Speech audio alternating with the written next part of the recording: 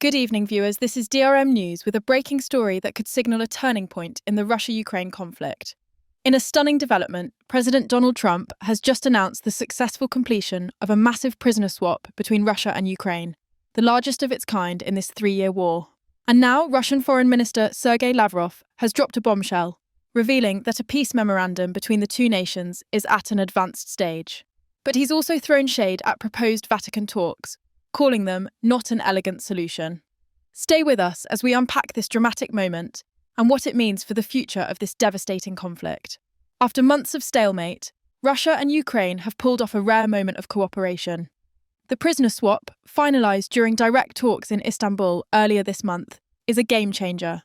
Ukraine handed over a list of 1,000 prisoners of war to Russia, and both sides exchanged names to make this exchange happen.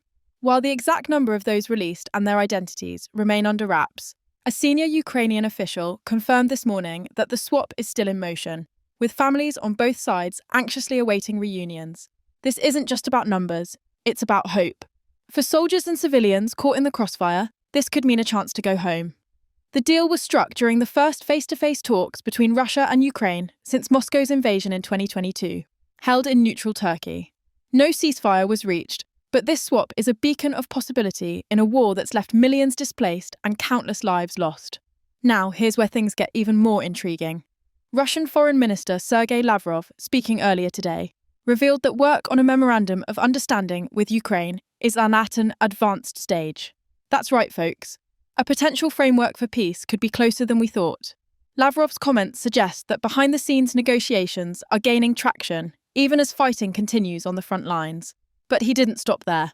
In a pointed jab, Lavrov dismissed the idea of Vatican-mediated talks as not an elegant solution, signalling Russia's preference for direct negotiations or other venues like Istanbul.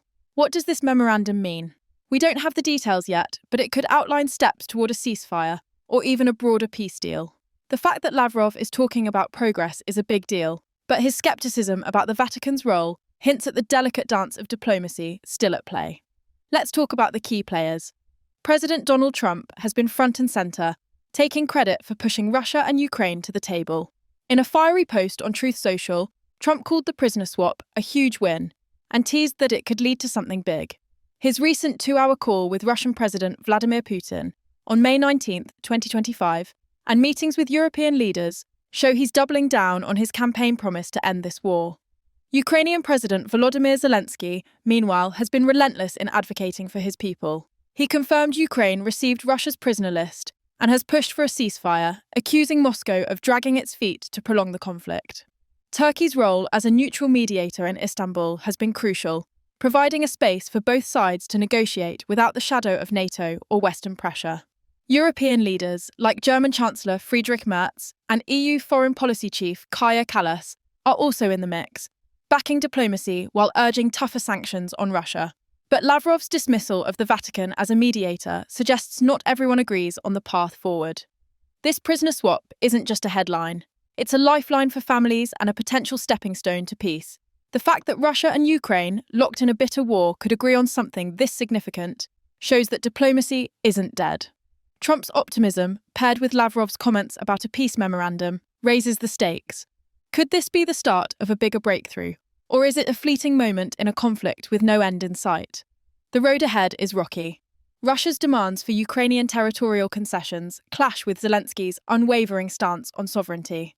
Posts on X are buzzing with reactions. Some hail Trump's deal-making, others worry it's a distraction from Russia's battlefield gains. And Lavrov's cryptic remarks about the memorandum keep us guessing. What's in this deal, and can it hold? As the prisoner swap unfolds, the world is watching. Will this lead to a ceasefire? Could Lavrov's memorandum pave the way for peace? Or will the Vatican's offer to mediate, now brushed off by Russia, shift the dynamics? One thing's certain, this is a story of human resilience, high-stakes diplomacy, and a faint hope for peace in a war-torn region.